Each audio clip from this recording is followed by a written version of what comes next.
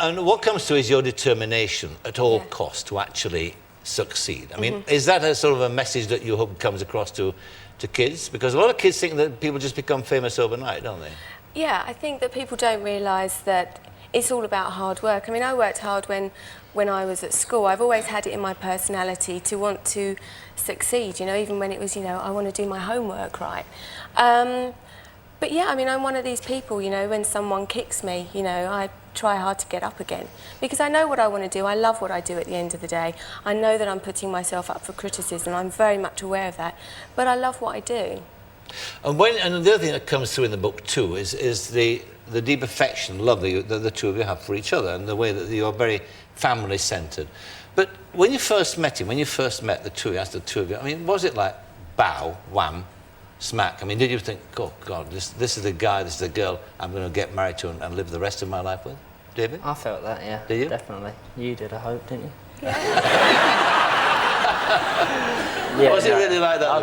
It was definitely, as soon as I see her, you know, I didn't even have to meet her. I see her on the telly and I just wanted to meet her. You know, I just fancied her.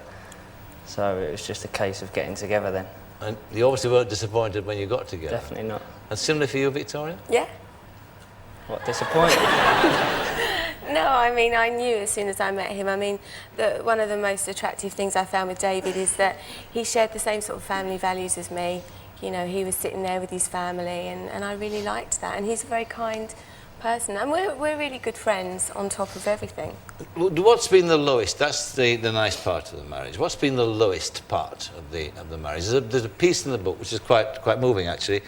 And it's about when the media accused David of having an affair. Tell us about that. That was probably one of the most difficult things to actually write in the book. Obviously, it's lovely writing all the nice things that have happened, but that's very difficult. I mean, it was a really traumatic time for both of us. You know, I was pregnant at the time, and I think that a few girls wanted to launch a modelling career, so decided to drag David's name into that. And you know, I think that you took it to court, didn't you? A couple of the cases, but it wasn't really true, the story. No, but nonetheless, it was in the papers. It was printed, and it affected your relationship. It did for a while. I mean, as much as you can trust someone and someone can say, honestly, I haven't done this, I don't know this person, as much as you want to believe that person, they've still put that element of doubt in your mind, you know, and people can say what they want about me. But David is the one person, and Brooklyn, that is mine. You know, people can't touch and won't touch. And so when somebody tries to cause problems in that area, I mean, that's how it gets me. You whacked him? Right, I have whacked him.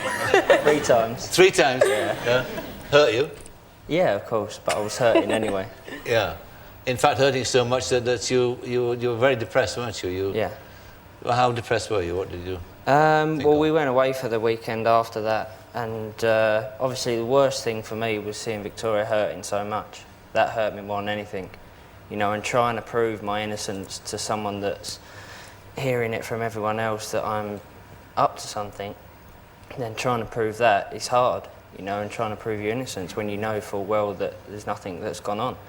And that was the hardest thing. And then, you know, we tried to get away for a few days just to sort of be together and be away from everything. And it sort of, it was good, but it was bad because we was away and we was on our own, and there was times where I was on my own in the room, and it was very depressing, and it was very hard. You're looking out the window thinking...